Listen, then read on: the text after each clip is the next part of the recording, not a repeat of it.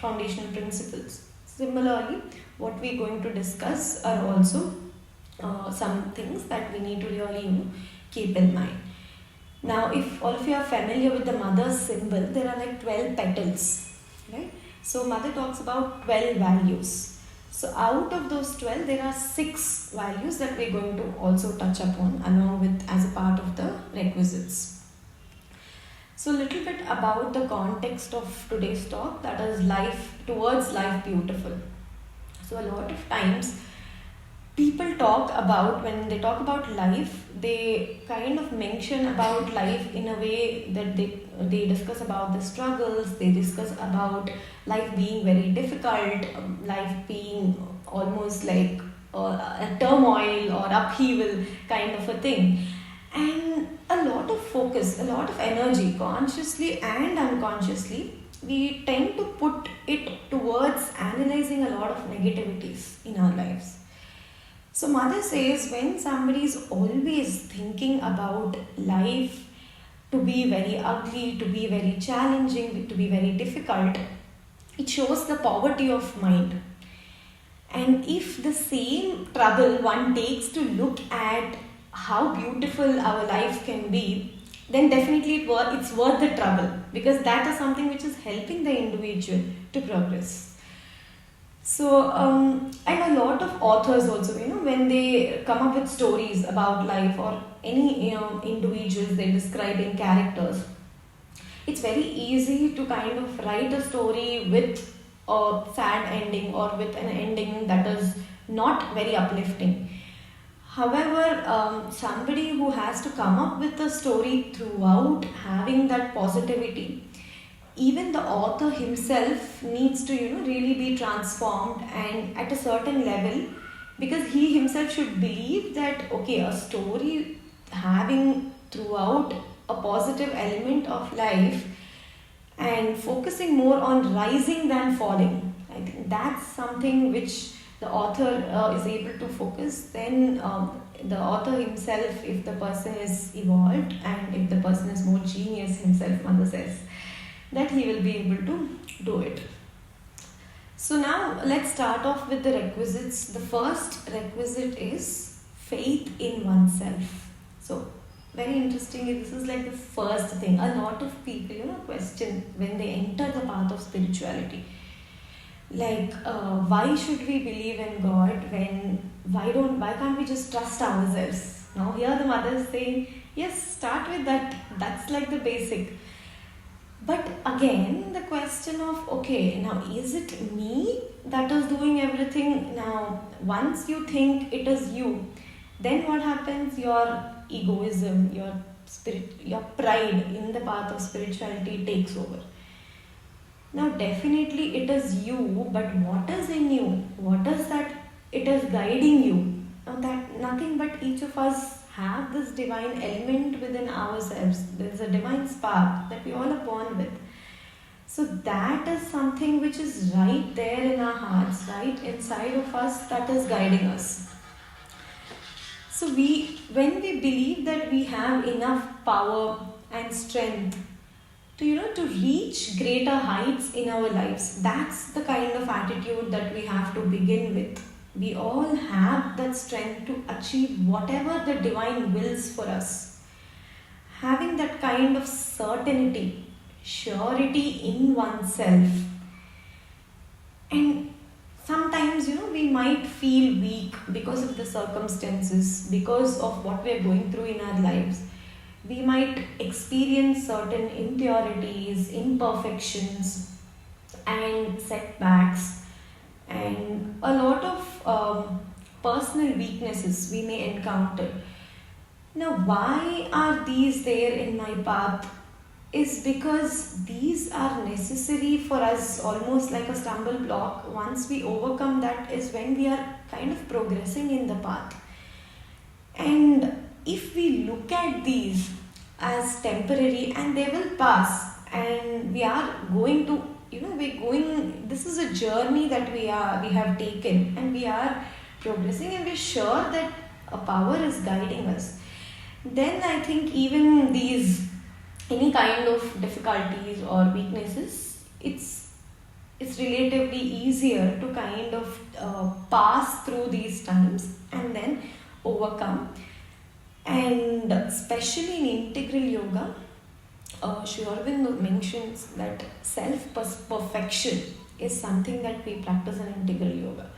Now, perfecting ourselves does not mean rejecting the negatives or rejecting the lower aspects of ourselves, but it simply means that we are replacing the lower with the higher. We are transforming the lower nature into a higher nature. Now, as we are starting to do this, like I mentioned, there could be a lot of times we experience, oh, I think we are better than them. That kind of a pride, spiritual pride, mother says it, and ego. Now, once we start to experience this, we have to first of all become aware that, okay, we are feeling this way, and then try to kind of not give attention, as simple as that. Like, it is something that is happening to you, and it's quite natural as you're progressing in the path, because ego is the bar and ego is the helper, is what Sri Aurobindo says. So it is necessary that we all are individuals, we all tend to feel as we are progressing that we are different from others, but definitely reminding ourselves that first of all, it is not we that we are doing this, but we are merely instruments, and it is indeed the divine universal Shakti that is guiding us. So, a beautiful quote from Synthesis of Yoga given by Sri Aurobindo: the power of the divine universal Shakti, which is behind our aspiration, is illimitable. And when it is rightly called upon, it cannot fail to pour itself into us and to remove whatever incapacity and obstacle now or later for the times and durations of our struggle, while they depend at first instrumentally and in part on the strength of our faith and our endeavor, are yet eventually in the hands of the wisely determining secret spirit, alone the master of the yoga, the Ishvara. So that is something which we all have within us. It's just how much are we trusting that. So another thing is, all of us have weaknesses, limitations, and when we start justifying our weaknesses, that's when it can become a problem. Now, what do I mean by justifying our weaknesses is, you must have, I think, even me for that matter, any task that comes, anything that is out of my comfort zone, immediately I get the thought, I don't think I can do it. It's difficult. This is not capable. I'm not capable of this. I am incompetent. And that's the inner voice that immediately comes, because something is different, something is challenging, something that I don't have any experience. So that is merely because I lack self-confidence. And that's what when people experience these, they start to justify their weaknesses and say, I can't do it. When you say I can't do it, what happens? You're deaf. First of all, you're closing the window of improving upon it. And leave alone calling the divine force, but you yourself are not putting effort to change that aspect of yourself. So anytime we get this thought that I cannot do it or it's beyond my capacity, that's when you kind of have to question that, is it, of course, being realistic, is it something that the divine force cannot do it, and even if I open to it, is there anything that is not possible? Because the divine has created this world, each and every aspect of what is happening here, even with respect to our thoughts, our emotion, everything is her, what she has created. Now, is there anything that is not possible? Now, of course, it may take time. It's not that it will happen the next minute miraculously, things change. May not happen that way. But definitely, as we put in effort and as we call for help, there can be an integral and profound transformation. But if we feel that this cannot happen, you're shutting off the doors forever. And without self-confidence, nothing can happen in the path of yoga, is what mother says. And specifically, self-development and spiritual aspiration are two vital aspects that can even allow us to kind of get rid of our karma. So interestingly, I think here, the more you start to work on yourself, what are you doing? You're looking at aspects that are not, that certain repetitive patterns, habitual behaviors that you're not okay with. So many times you're trying. For example, somebody who is always, angry. Anger comes to them within a second. Irritation, irritability. They've been working, they're taking medication, they're doing different types of therapy, but still this is something which comes to them pretty naturally than compared to somebody else. Now, why is this happening? Definitely there is some kind of karmic association, there is some kind of personality aspect deeper that is different for this person compared to another person. Now, once you start to work on it very consciously, and it's not only you who is doing, but you're also taking the power's help, the power which is there in you, then this transformation is possible. So this is just an example of one aspect of our karma, and several things can be possible. Now, every day you can reflect. Self development is again like a process that can happen at every minute. At the end of the day, you can question yourself, like, what was right that I did, what was something that I can improve on, and then consciously you can think, you can aspire and work towards it as well. Now, the second requisite, the first requisite we finished was faith in oneself. The second requisite is courage. Now, Mother beautifully explains the meaning of courage. So, an example here, when your house is in fire, what happens? You don't sit and think, should I take this, should I not? Will I get insurance? Will I get, what if this gets burnt? You don't really engage in a thought process, but you jump into action, you save yourself. Now, you're being courageous for yourself. Similarly, when you fall into water also, whether you know swimming or not, you try your level best to get out of the water. So again, here you're being courageous for yourself. Now, of course, there's nothing wrong in being courageous for ourselves, but a higher courage, greater courage is courage for the sake of others. So just imagine you fighting. How much do you fight for yourself to save yourself? Like, do you really think any time of the same courage to somebody else? And when I was reading this, I was thinking of all the noble heroes, who saved so many lives, even airplane crashes, or even in a lot of other areas. Like, what really went through their mind that even despite putting their life in danger, they have set out to perform such brave deeds in saving the lives of so many people. That shows the courage, greater courage. Now, another interesting aspect is the courageous will. Now, all of us have this will to progress. Now, but when we experience setbacks, when nothing is changing, like, okay, every day you're sitting for meditation, very good. You're doing it purpose, like you have a purpose, you want to do it, you have set goals. Third day, fourth day, and then fifth day, you're like, nothing is happening. I'm not feeling anything. I'm not feeling calm. Neither I'm feeling centered. I'm just doing this. And you start to get irritated. You start to question. You start to doubt. Is it really helping me? And that's when this courageous will comes into picture. Despite of your setbacks, despite of your falls, despite of your progress being very slow, that you having the courage to still persevere and having the will to progress is the courageous will. And if one has this, then definitely that's like a greatest element to go deeper and rise in one's sadhana. And a noblest courage is to recognize one's faults.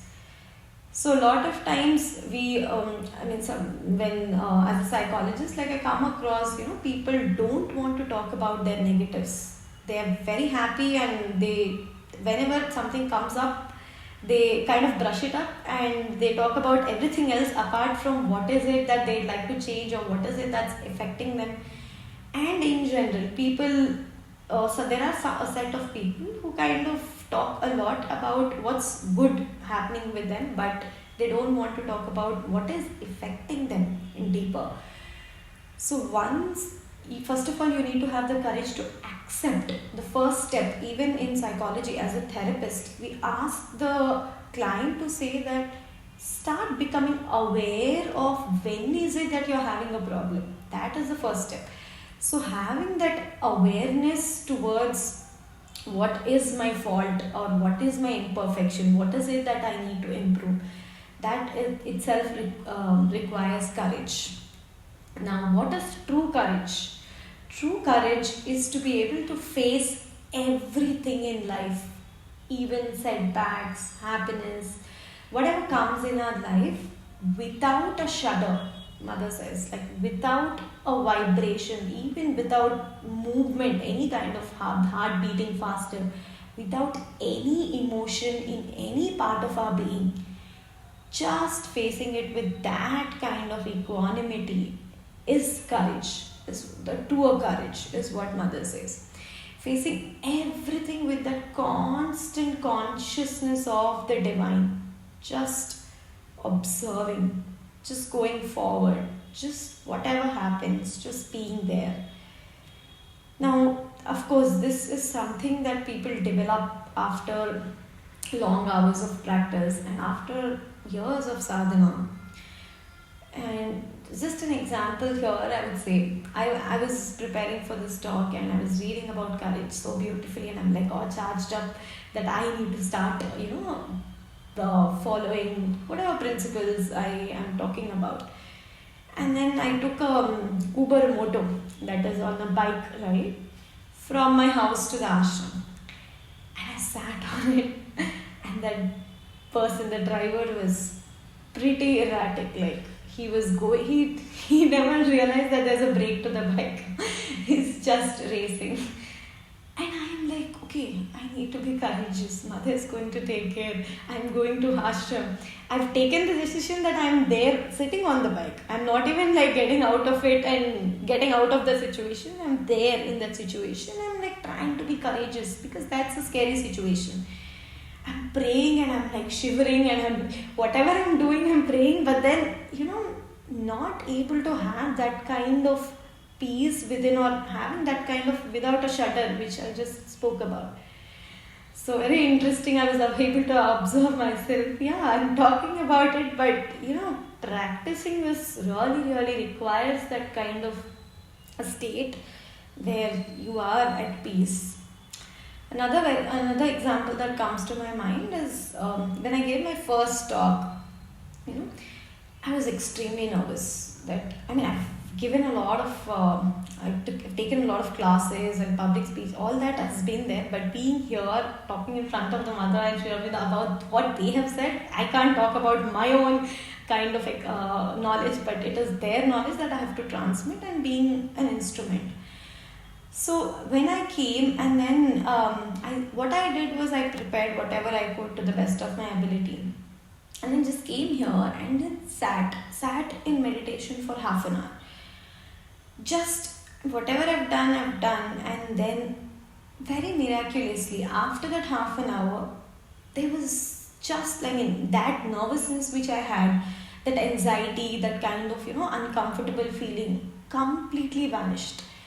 And I was like, wow, meditation was like this effective. And why don't people really for anything and everything in their life, imagine you're able to have that silence, quietness in everything that you do. And that's what we're talking about as sadhana. That's what we're talking about as uplifting ourselves. Calling the divine's presence is nothing but just being in that state throughout, just being there as an instrument and as a giver of knowledge, and taking knowledge, progressing. So I think, and that was something that I now decided that whatever, wherever I am, whenever I can, just call in that peace, and it's really miraculous what effect that is having to whatever I do in my life. So true courage is having the full knowledge of something, all possibilities, ready to face everything without exception. So that's again here. It's not that when you're courageous, you don't know about the consequences. If you're ignorant about a consequence, that's not courage that you're engaged in. For example, a child. Child is playful, goes on exploring fire, water, or dangerous things around because the child does not know what is the consequence of that. Now you cannot say the child is courageous in that situation.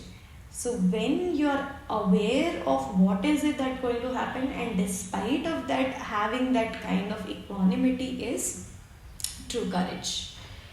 The mother says aspiration and courage go together, both hand in hand. And there's again a very beautiful quote here. Courage means having a taste for supreme adventure. Now, what is this adventure, supreme adventure? This taste for supreme adventure is aspiration.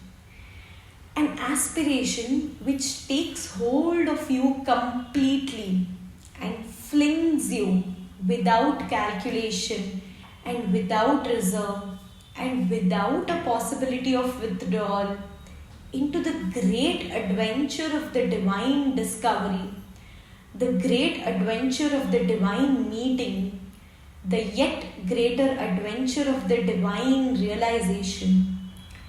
You throw yourself into the adventure without looking back and without asking for a single moment what's going to happen. Once you start questioning that am I safe, am I going to lose balance, you're again withholding yourself. You're not letting yourself be, carried over by the force. So once you start to fear, then you're losing everything and you're not making progress. So that's the reason why that kind of courage, even in yoga, even when you progress, even something is happening to you, you kind of come across, you have a vision, you have a dream that is very powerful. And the next minute you start to think, you start to analyze, you start to question, and you start, sometimes maybe if you see a vision, like you start to think, is something wrong with my mind? And you start to kind of get scared as well. So when you indulge too much into it, of course, a natural response is that it's okay.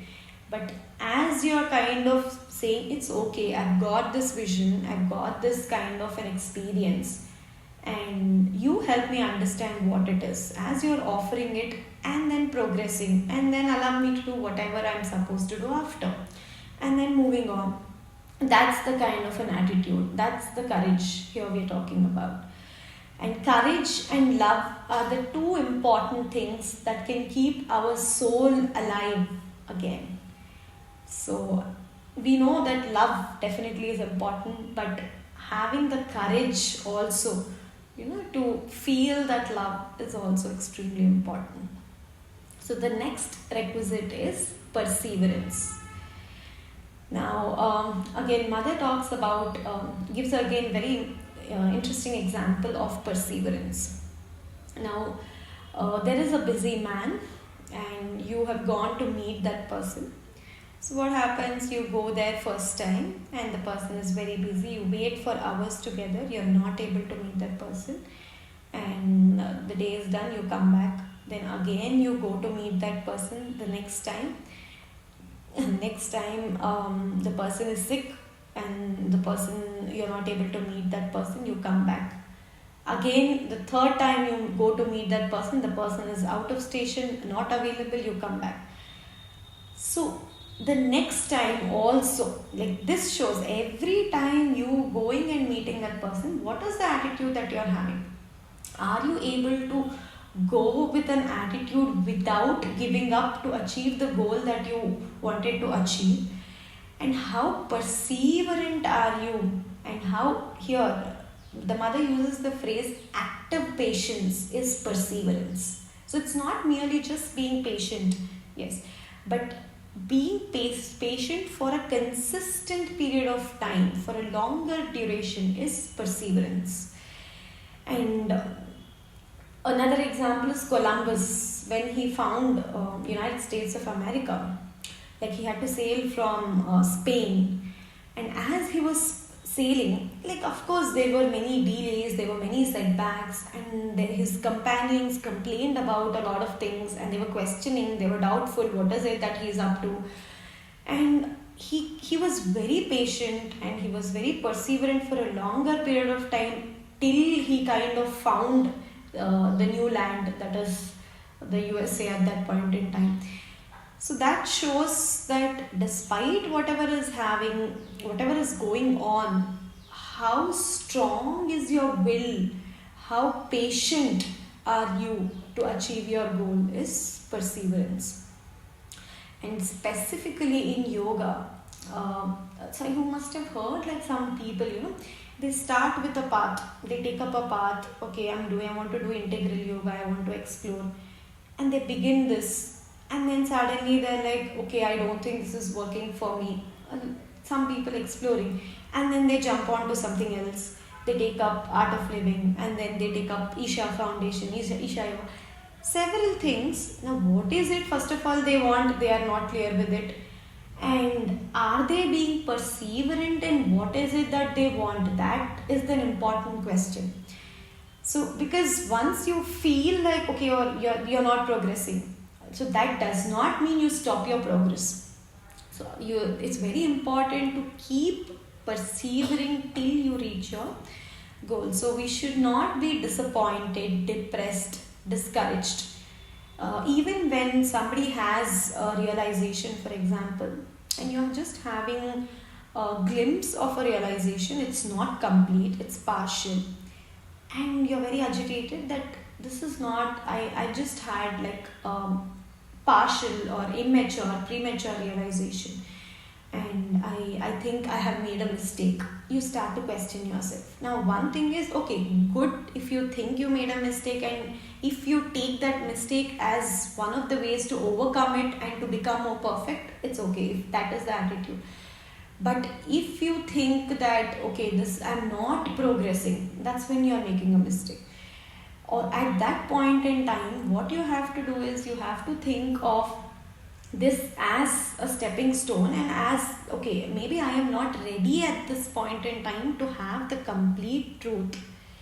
So this is one of the, maybe a partial truth that was revealed to me, and I shall wait. I shall be patient till I have the complete realization.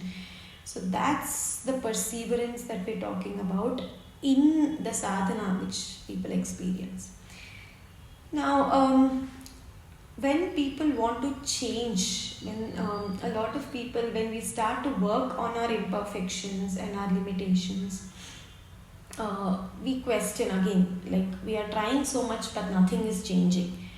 And then again the role of perseverance comes into picture. Like how many times have you tried to change this, and are you at it so much that you whatever happens, whatever it takes, that you want to get out of it? Like, is your attitude that centered towards whatever you want to achieve?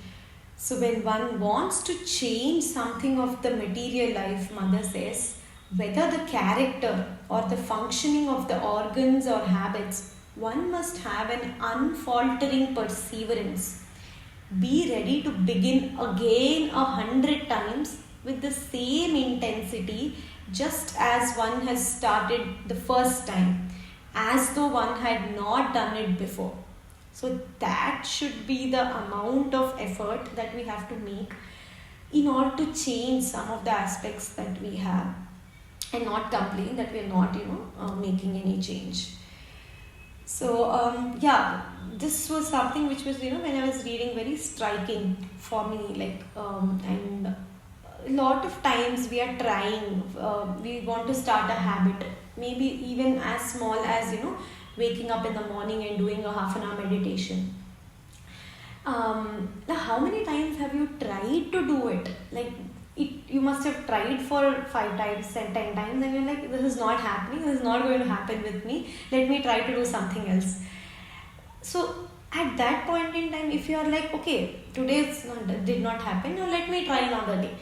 So, that attitude of getting back to it is important rather than giving up completely. So, also, I think one of the research also says that perseverance is something very important than just being patient at something, and consistency in doing something is more important than taking up something and doing it for a while and giving up. So persevere, it is the surest way to success. What you have not been able to achieve in your last year, you will do this year. So that's what mother says. And as we are approaching the end of the year, I think, like what I thought very interestingly, in the new year, if perseverance, one quality, if we can choose to focus consciously any of the qualities that we discussed so far, take that one and be perseverant with it throughout the year and see what it is doing to you. So that's something which can be helpful. Then the next requisite is faith in the divine Shakti. So we have been discussing some of the requisites in make towards life beautiful. So first we have started off with faith in oneself, and then we discussed courage, and then we've discussed perseverance. Now we're moving on to faith in the divine Shakti. So there are so many enemies that we encounter in our lives. Now, enemies in the form of, if we consider some people not to be friendly to us, when we think of that person as an enemy, that person could be an enemy for us. Also, enemies could be in the form of hostile forces, negative tendencies. These are some things which keep affecting us, a lot of problems that we create, and it affects our spiritual journey as well.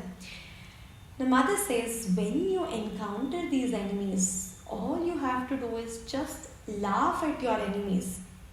Because if you start to give importance, if you start to talk about how sick you're feeling, how angry you're getting, or how sad you're feeling, how that other person is very negative, the more you give importance to it, the more energy is directed towards it, and that has more influence in your life.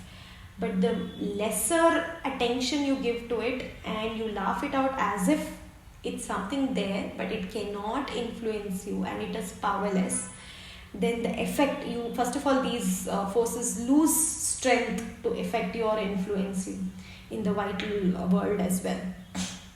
So that is something which we can consciously look at, not give importance to what is distressing us, what is causing difficulty.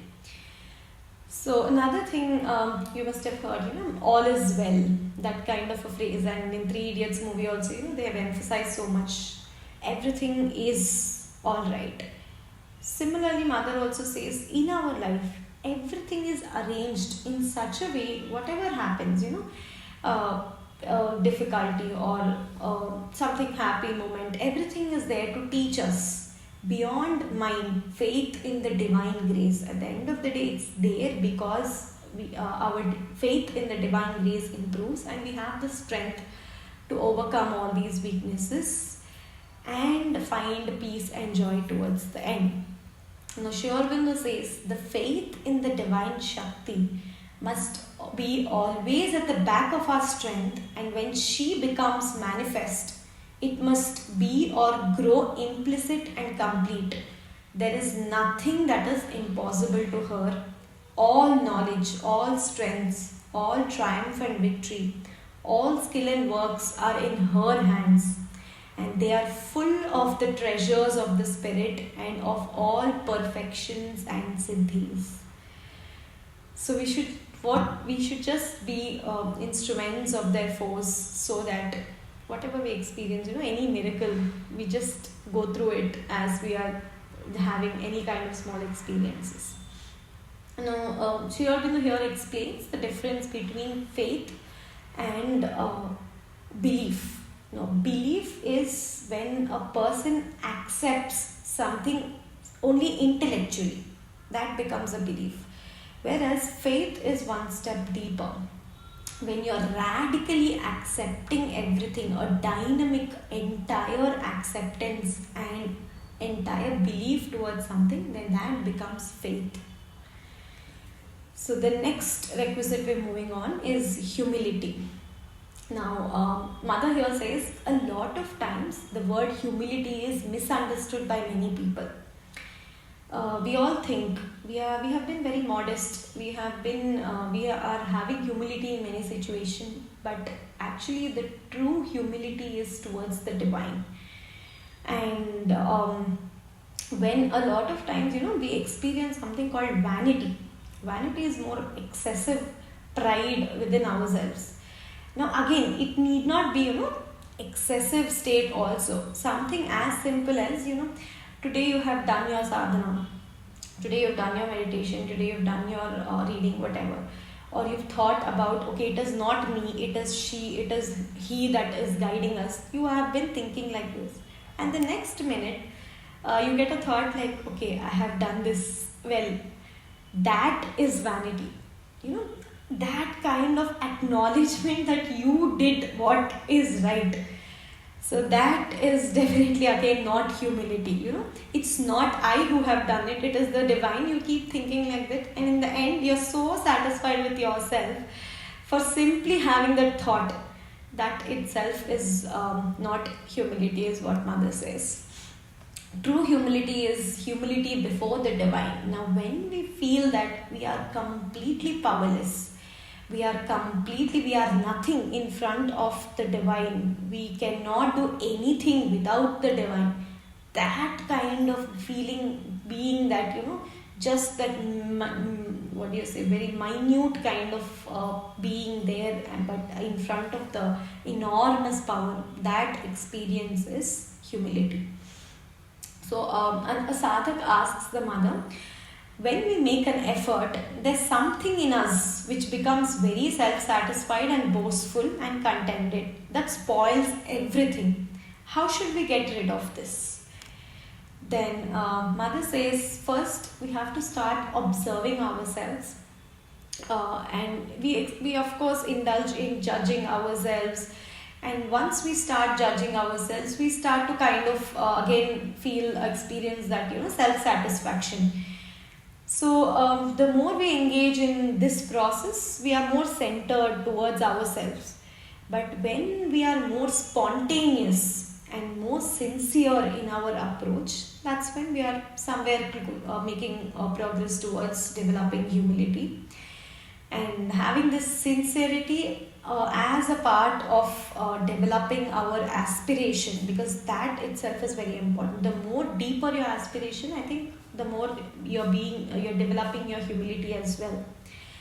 And as you develop your aspiration over a period of time, it is not you who is aspiring, but you are becoming the aspiration itself. That kind of losing your identity in what you're aspiring for, that is the perfect humility that all of us really have to go towards. Now the next requisite is generosity.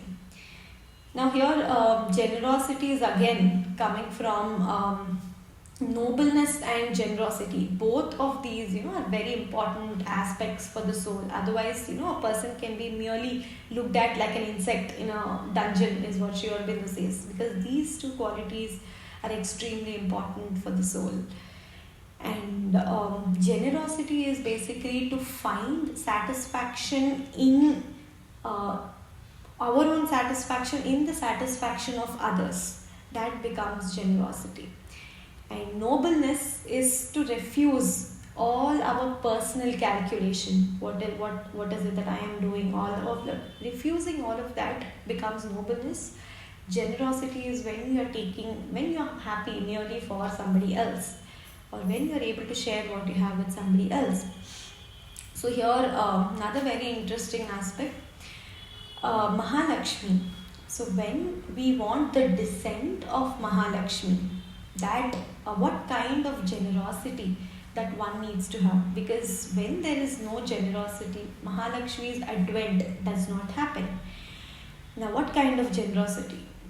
There are people, we say that all that is poor, when situations are poor, Mahalakshmi does not be there.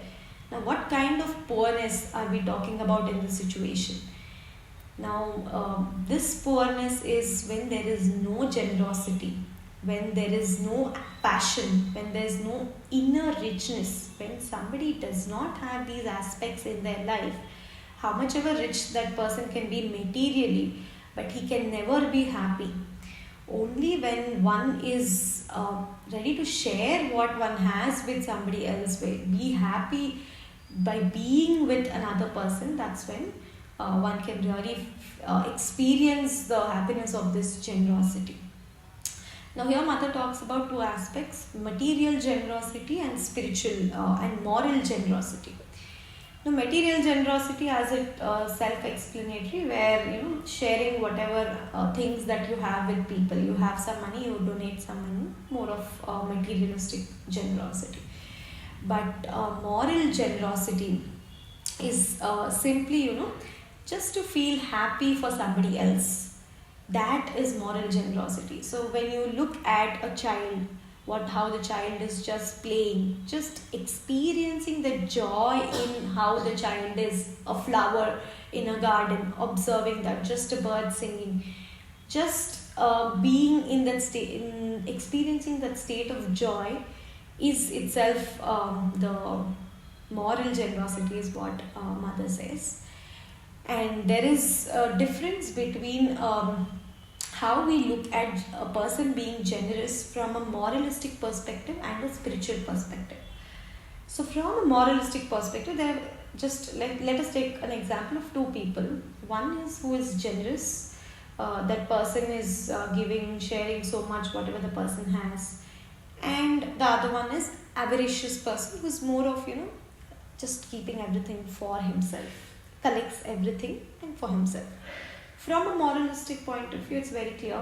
Society always says generous person is the right person, very good person, and punishes or whatever, condemns the person who's very avaricious. Now, from a spiritual point of view, interestingly, both of these could be the same, because it's very important what is the attitude with which the person is actually being generous. What is the movement that the person is having within that is making him be the way he is. So a generous person with an egoistic mentality or with a selfish motive, the person is being that way, then that person, what is moving that person is definitely not the divine movement, but it's more of a selfish movement. It is nothing less than a person who's doing everything for himself very openly, right? So it's very important to understand to what extent a person is surrendered to the divine in being generous or not being generous also. There could be people not generous at a point in time, but doing it with a lot of dedication, determination, quietness and focus. At that point in time, they may not be instruments, but in future, they themselves can realize the importance and definitely turn towards being more generous or understanding the importance of generosity. So, what exactly the divine wills out of the person, and if the person is aligned to that divine will, that shows the true generosity of the person. Now, so both of them in that way have to purify themselves and change before making contact with the higher being which is there within themselves. Now, the sense of good and bad, beautiful and unbeautiful, which afflicts our understanding and our senses, must be replaced by akhanda rasa, undifferentiated and unbridged delight in the delightfulness of things before the highest can be reached. So this is a very beautiful quote by Sri Aurobindo. How he focuses on transforming our lower nature into the higher nature and just being happy for how things are and how our life is at any point in time. Next requisite is gratitude. So again, gratitude is again a very very noble kind of a feeling that one can experience, and it goes along with devotion, is what mother says. Having the gratitude and devotion go hand in hand, and this gratitude is that feeling of thankfulness, which can truly fill our spirit and make us experience that bliss, just that state, something higher, something greater, something more powerful than what we are, and just merely being happy for that existing, that being there in our life. That is gratitude, the reality of divine existence. The heart is filled with so intense, so marvelous a joy, so much of gratitude that all things, and that delightful taste that we can experience is the gratitude. So we can start practicing gratitude in our day-to-day life, just from the smallest things of meeting somebody, just be grateful for the person being there in your life. Taking up some work, just grateful for you to get that work. And even as you're walking, looking at the sky, how beautiful the sky is, in the evenings, looking at the sunset, just being grateful for this expansive vastness that you're able to experience, right? So just looking at a tree, a bird. So as we are doing this, what happens is gratitude allows us to widen our consciousness. And that also helps us get in touch with something higher than just being that little feeling or that egoistic feeling. Naturally, if you start practicing gratitude, your egoism reduces and disappears by itself. So that the pure flame of gratefulness must always burn in our heart, warm, sweet and bright. And the flame of gratefulness for the Supreme's grace, who leads the sadhak to his goal, and the more he is grateful, recognizes this action of the grace and is thankful for it. And this is a very special vibration, mother says, and the more you get deeper, you'll also realize again the same what love has, the vibration that love has. Gratitude also has the same vibration. It's very intense, fervent. It's almost like burning. That gratitude feeling, if you're able to get in touch with, and it can fill you and make you that intense, it's all pervading. Like once you start feeling that gratitude, you can actually experience it in every aspect of your life. And a sadhak asks the mother, how can we accept grace with gratitude, taking in that grace with gratitude? How do we do this? The mother says that first you must feel the need for it. Yes, I want to have this grace. I want to feel grateful. First, you need to have that need for it. And having an inner humility and feeling that inner humility, what we discussed, that we are nothing compared to what the divine is. We are powerless. So having that kind of an attitude that we are incomplete without a higher force being there in us, that kind of, that intense feeling. And as one, experiences this and has this kind of attitude, there is a small opening that happens, that takes place where you're experiencing. So there are difficult situations. And one feels, imagine just any of your loved one being in a hospital. What happens? Like you're feeling so helpless, you cannot do anything, nothing is in your hands. So what happens, you come to a standpoint where, okay, whatever I can do, I have done. Now it is you who have to take charge. I think that these are situations we are actually made to experience, so that we can come in contact with or experience something that is more deeper, that is more higher than what we can do, what is there within our capacity. So that opening creates, and one aspires to something which is capable of what one cannot do at that particular aspect, that particular time. And you feel that grace alone can pull you out. That kind of an intense aspiration creates that opening. And as you experience this, you come out of that situation. And once you're out of the situation, a lot of people, tend to again go back.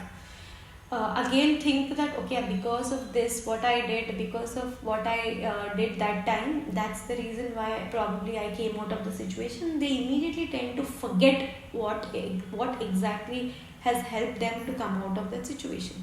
Now, when you do this, you're discounting the power that has helped you. Now, what happens at that point in time? You are again kind of stepping back in your progress, and you're reaching a point where again there is a wall that is built, because you're closing the door that has opened. You're again locking the door which was connecting you to a higher power, which was filling you with that joy, that feeling of power which was inside of you, which you have never felt. But when you feel that it is not, you forget that, and you think whatever you did, because of it you have got out of that situation, you're creating a wall, and again you are made to go through such situation slowly to come out and to experience this kind of oneness with the divine. So that's one. So it's very important to be experiencing this gratitude throughout our lives, and not only in the difficult situations, because once we forget it, again there's a door that is created layer. Again you have to go through a situation to experience it. But once you are in a free flowing state where all the time you are feeling grateful, whatever happens, you are able to go with it, and you don't really feel that everything is controlled by you, and you don't feel pressurized. A lot of people experience that depression or any other mental illness because they feel that they are the ones who are doing everything, and they feel they blame themselves, and a lot of self-directedness of emotions. So that's when they experience difficulties. The next requisite is receptivity. So again, here receptivity is all about widening our consciousness and one-pointedness of aspiration. So here we are talking about to what extent. So Sri Aurobindo talks about how there is a force that is acting on you, and there is an opening that is happening from your side as well for your sadhana to happen. Now, is your opening as strong, as intense as the force that is there above you, looking to descend, taking an opportunity to descend into you? So how ready is your being to take in that force is the receptivity that we are talking about here. So it may be said that perfection is attained when the receptivity from below is equal to the force from above which wants to manifest. And a sadhak asks the mother, so on what does receptivity actually depend on? So again, mother here talks about how two aspects, humility and sincerity. Both of these, and once you experience that kind of vanity that I am doing everything and I can change things. So then you're again shutting off the light, and you're not able to experience, you're not being open, as simple as that. So the next requisite is simplicity. So how mother talks about in the earlier times, things when they were explained to people, they would not question as much as it is being done now earlier. And people would just, if you do this, you will be punished. For example, a simple direction of this, people would accept it and just follow it as it is. Things were very simple. Their hearts were very simple then, and mind was also very simple compared to what it is now.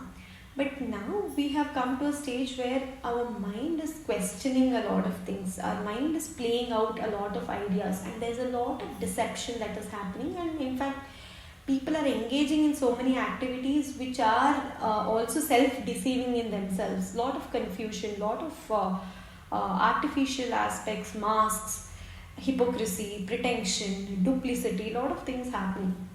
So now, is the solution to go back? No, definitely not.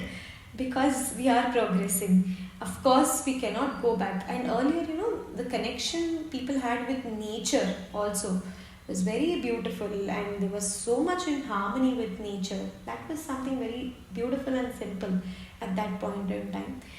So we definitely cannot go back, but we must go farther on. We must advance. We climb to greater heights, go beyond the arid search for pleasure and personal welfare, not through fear of punishment, even punishment after death, not even that, but through the development of a new sense of beauty, a thirst for truth and light, through understanding that it is only by widening yourself, illumining yourself, setting yourself ablaze with the ardor for progress, that you can find both integral peace and enduring happiness. So one must always look at widening oneself and rising oneself. And I think we have come to the end of our talk. So just list of the attributes that we have discussed as towards making our life beautiful. So first we talked about faith in oneself, developing and not stressing on the weaknesses, but believing and trusting the force that is there within ourselves. Courage. True courage is where you are, fearless, and you're just going, you're just surrendering to the force, and by trusting it again. Then we have discussed perseverance as an active patience. Then we have looked at faith in the universal divine Shakti, right? And we have talked about generosity, and we've talked about gratitude. We've talked about simplicity. We have talked about simplicity, receptivity as again another virtue, and we have also talked about humility as one of the virtues. So 9 aspects is what we have discussed in today's session. So just one last thing, Mother says the world is preparing for a big change, a change of consciousness, and when our consciousness will change, we will know what the change is. The change does not need our help to come, but we need to open ourselves to the consciousness, so that it's coming in not is not is coming in not so that its coming is not in vain for us, right? So only if we are aware and we have reached that consciousness is when we can actually perceive that change. So I would like to conclude the session by reading few lines from Savitri. Ascend to thy high self, create, endure. Cease not from knowledge, let thy toil be vast. No more can earthly limits pen thy force. Equal thy work with long unending times. Traveller upon the bare eternal heights, tread still the difficult and dateless path, joining the cycles with its austere curve, measured for man by the initiate gods. My light shall be in thee, my strength thy force.